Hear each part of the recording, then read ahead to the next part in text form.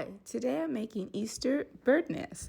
And so this fun little candy is super simple, very fast to make, and is just adorable. So you begin with crispy chow mein noodles.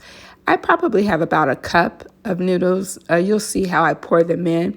A cup of butterscotch morsels, as well as peanut M&ms.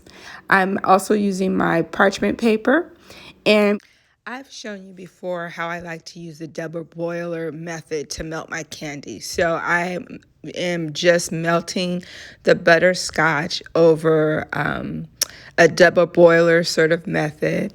And as I'm adding that, I'm making sure all of the, candy is melted. And then I'm just adding the crispy noodles. And once you add the crispy noodles, it sort of thickens the candy. And you're going to take that candy and sort of form a small circle that looks like a bird's nest. And from there, they're also, I think these are sometimes called haystacks.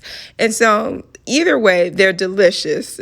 You're going to add the peanut M&Ms to represent eggs in a nest.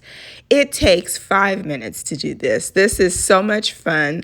I love it. I think it's super cute. And it's one of the fastest little treats to make. Happy holidays.